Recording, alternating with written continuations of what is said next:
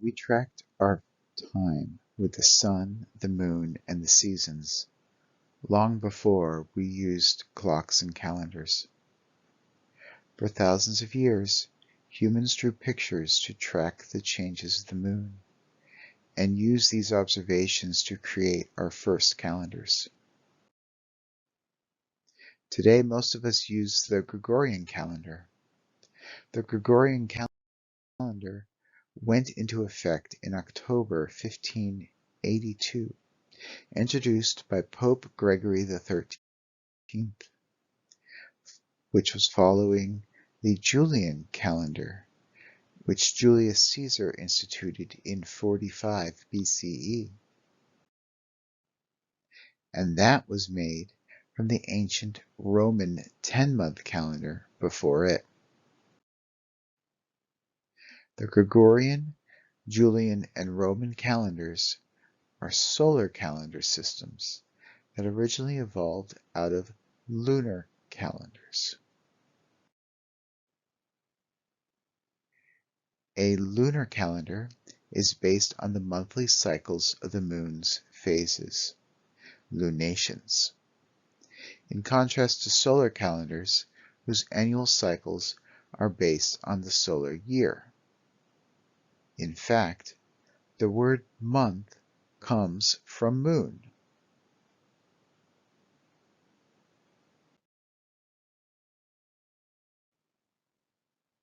One lunation lasts about 29.5 days.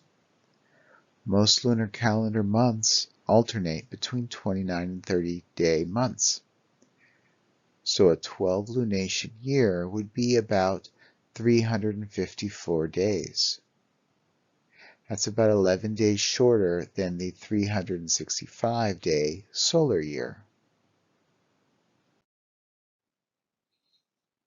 When a lunar calendar system includes an intercalation, like a leap day or month, to bring them into general agreement with the solar year, they are lunisolar calendars. Most calendars referred to as lunar calendars are in fact lunisolar calendars. An intercalation helps keep the seasons aligned with the calendar's dates.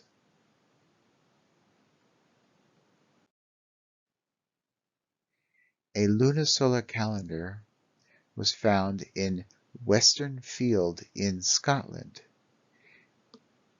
and has been dated to about 8,000 BCE during the Mesolithic period. Some scholars argue for lunar calendars still earlier.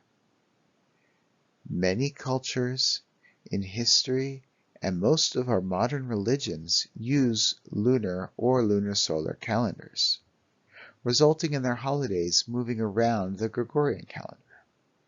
For example, the Christian holiday Easter is the first Sunday after the first full moon after the spring equinox.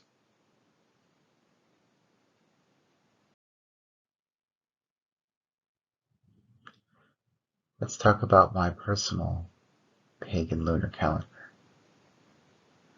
I've been exploring pagan religious practices for a long time, and I've come to appreciate how many of the modern practices are observations of the seasonal cycles of the year, and many of the practices are reconstructions of ancient systems of beliefs. I embrace the modern aspect of the practice. The pagan wheel of the year, with its seasonal holiday cycle, marks the spring equinox with Ostara, the summer solstice with Litha, the autumnal equinox with Mabon, and the winter solstice with Yule. Between those holidays, we have Beltane, Lughnasadh, Samhain, and Imbolc.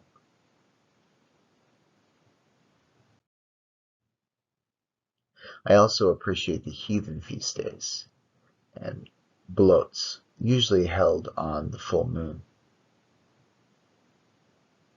It makes sense that in an ancient culture that was dark and cold so much of the year, that your emphasis would be to observe the moon rather than necessarily the sun.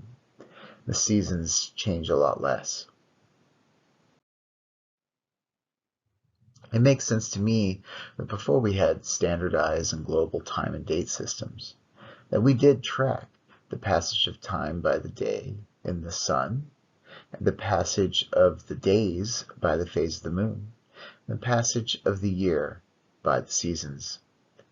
The easiest phase of the moon to observe is the full moon, in addition to its full round shape.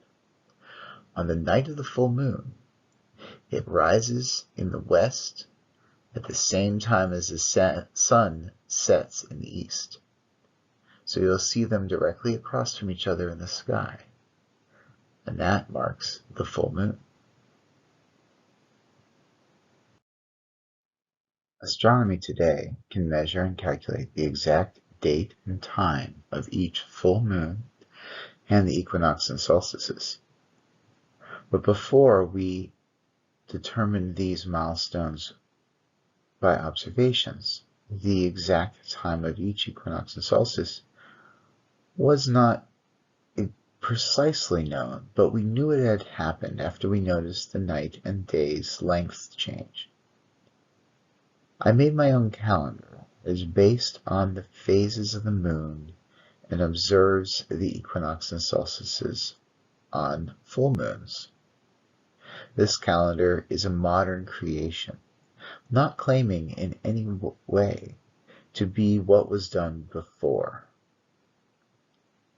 Each moon is a lunar month, starting with a new moon, with 4 weeks of 7 days, as we are used to, and a separate day for the full moon. Some moons also have a separate day for a new moon.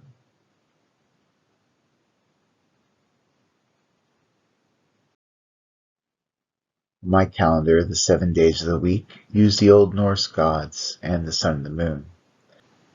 We have Moon Day, Tira's Day, Woden's Day, Thor's Day, Frigg's Day, Njord's Day, and Sunday. The Old Norse didn't have Saturday, they called it Bathing Day. And many of people today connect bathing in water with Njord, the god of the sea. So what was Saturday is now Njord's Day. The full moon doesn't fall on one of those days. It has its own day, a bloat day. It's a day between the weeks, in the middle of the month. Some months also have an extra day for the new moon at the beginning. This extra day is not in every month, so I called it Loki's Day for its seemingly random nature.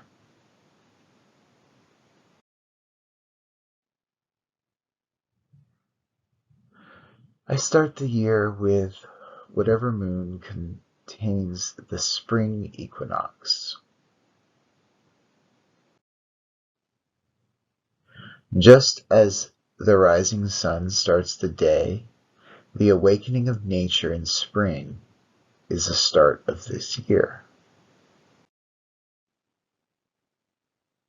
This shift of months will put what we call October, November, and December at the 8th, 9th, and 10th month, respectively, their original place in the old Roman calendar.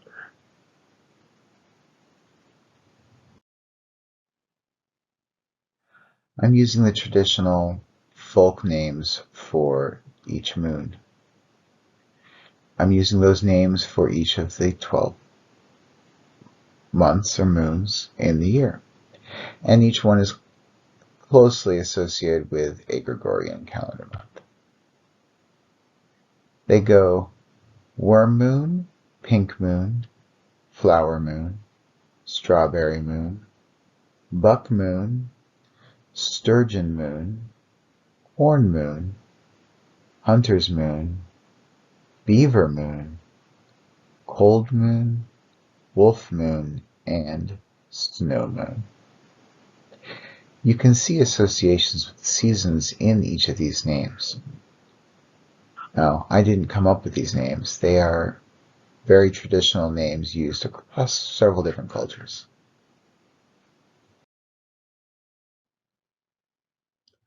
Science has done the work to calculate the day and time of each of the full moons. We can use this to find out our calendar's dates, to convert them from the Gregorian calendar dates. I start by entering the day of the full moon at the middle of the calendar and fill the rest of the days of the month accordingly. By observing the time between the full moons, we determine if we need to add an extra day for the new moon between each of the lunations.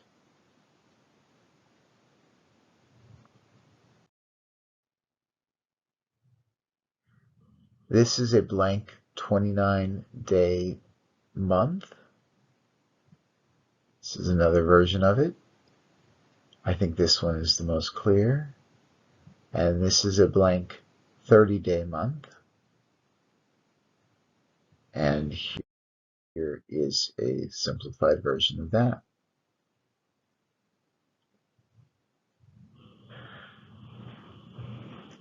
The calendar will either have 29 or 30 days, and this is how I've marked them out.